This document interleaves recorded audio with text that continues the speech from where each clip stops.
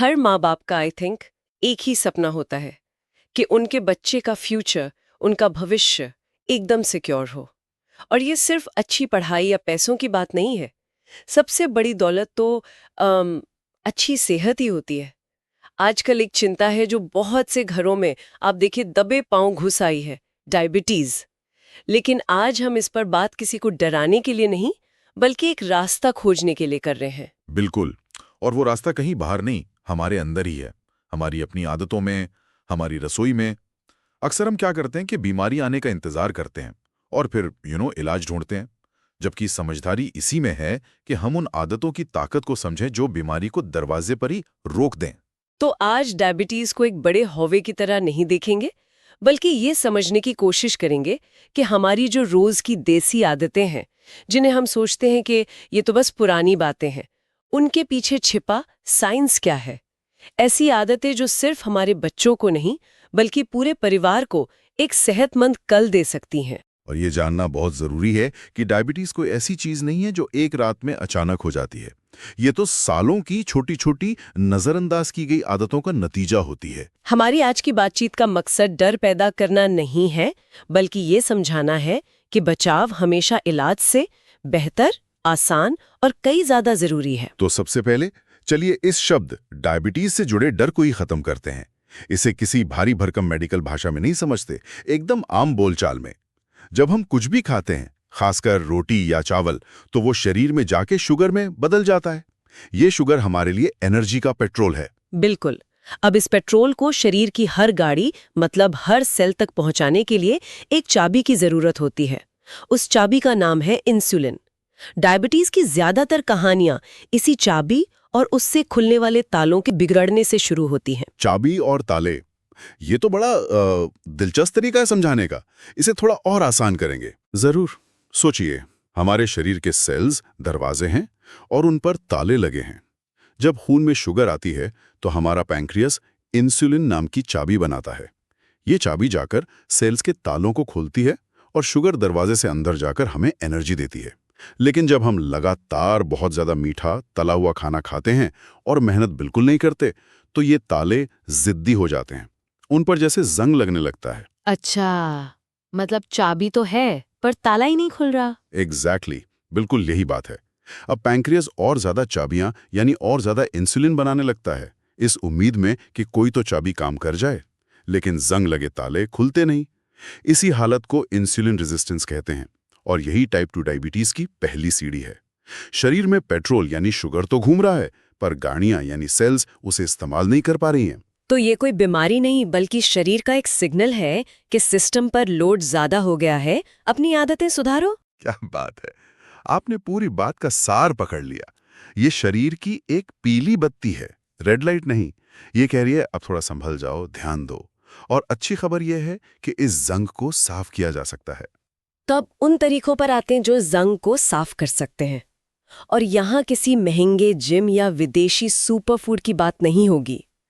बात होगी उन भारतीय आदतों की जिन्हें हम शायद भूलते जा रहे हैं। जैसे हमारे बड़े बुजुर्ग हमेशा खाने के बाद थोड़ी देर टहलने की सलाह देते थे। क्या इसका कोई साइंटिफिक बेस है? सिर्फ बेस नहीं, ये एक बहुत पावरफुल उपाय है। जब हम खाना खाने के बाद 10-15 मिनट भी टहलते हैं, तो हमारी मांसपेशियां तुरंत एक्टिव हो जाती हैं। उन्हें एनर्जी की जरूरत पड़ती है और वो खून में मौजूद ताज़ा शुगर को सीधे इस्तेमाल करना शुरू कर देती हैं, बिना इंसुलिन की ज्यादा मदद के। ये ऐसा है जैसे आपने कुछ तालों के लिए एक मास्टर की का इस्तेमाल कर लिया हो। इतने बेहतर है, पर क्यों? बहुत अच्छा सवाल है। इसके बेसिकली 2 मुख्य कारण हैं। पहला, ग्लाइसेमिक इंडेक्स। ये एक तरह की रेटिंग है जो बताती है कि कोई खाना कितनी तेजी से ब्लड शुगर को बढ़ाता है। मैदे से बनी चीजें जैसे सफेद ब्रेड, बिस्किट, नूडल्स, इनका ग्लाइसेमिक इंडेक्स बहुत हाई होता है। वो शरीर में जाते ही एकदम से शुगर का तूफान ला देते हैं। जबकि हमारे घर की गेहूं की रोटी, दाल, सब्जियां, इनका ग्लाइसेमिक इंडेक्स कम होता है। ये धीरे धीरे शुगर रिलीज करते हैं, जिससे शरीर को उसे संभालने का वक्त मिल जाता है। मतलब शरीर पर अचानक बोझ नहीं पड़ता। और दूसरा कारण है हमारी रसोई के मसाले। ये सिर्फ स्वाद के लिए नहीं है, ये अपने आप में दवाइयां हैं। हल्दी को लीजिए, उसमें करक्यूमिन नाम का कंपाउंड होता है जो एक शक्तिशाली एंटी इन्फ्लेमेटरी है। वो सेल्स पर लगे जंग यानी इंसुलिन रेजिस्टेंस को कम करने में मदद करता है। या दालचीनी, कई स्टडीज बताती हैं कि चुटकी भर दालचीनी इंसुलिन की चाबी को बेहतर काम करने में मदद कर सकती है। तो जब हम घर पर खाना बनाते हैं तो अनजाने में ही हम सेहत का एक मजबूत कवच तैयार कर रहे होते हैं। ये तो कमाल की बात है। मतलब हमारी दादी नानी के नुस्खे एक्चुअली साइंस पर बेस्ड थे। लेकिन ये सब आदतें बड़ों के लिए तो ठीक है, पर मुझे लगता है असली चैलेंज बच्चों के साथ है। आजकल के माहौल में उन्हें बाहर खेलने और घर का खाना खाने के लिए राजी करना, इट्स ऑलमोस्ट इम्पॉसिबल। इस पर क्या कहेंगे? आपने बिल्कुल सही नब्ज पकड़ी है। डायबिटीज जैसी बीमारियां सुनने में बड़ों की लगती हैं, पर सच तो ये है कि इनकी नींव अक्सर बचपन में ही रख दी जाती है। और इसकी वजह है आज के दौर के दो सबसे बड़े विलन, स्क्रीन टाइम और जंक फूड। हाँ, ये तो हर घर की कहानी है। बच्चे बाहर जाकर खेलने के बजाय घंटों मोबाइल या टीवी स्क्रीन पर चिपके रहते हैं। वो दौड़ भाग वाले, पसीने बहाने वाले खेल तो जैसे गायब ही हो गए हैं। और ये बहुत खतरनाक है। शरीर बना है चलने फिरने, दौड़ने भागने के लिए।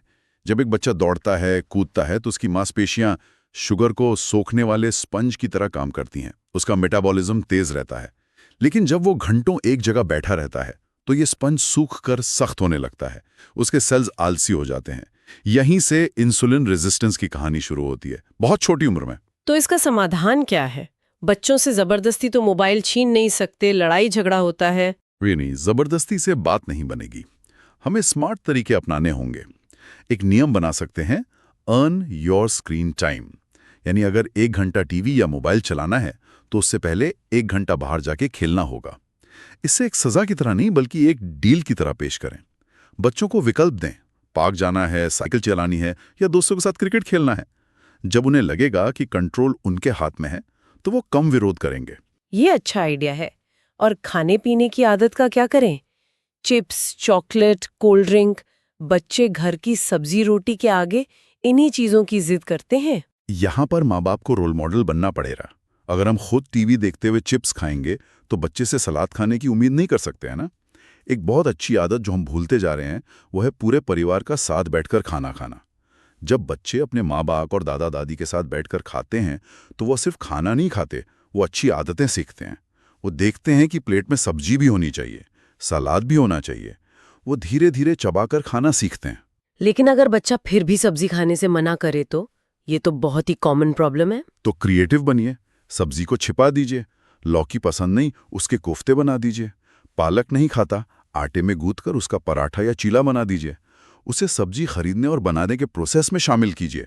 जब बच्चा खुद अपनी पसंद की सब्जी बाजार से लाएगा या उसे काटने में मदद करेगा तो उसके उस सब्जी को खाने के चांस बढ़ जाते हैं। और याद रखिए, मीठा या जंक फूड दुश्मन नहीं है, पर उसे रोज की आदत मत बनाइए। वो कभी कभार का इनाम हो सकता है, रोज का खाना नहीं। कुल मिला के बात बहुत सीधी और सरल है। डायबिटीज से डरने की जरूरत नहीं है, बल्कि उसे समझने की जरूरत है।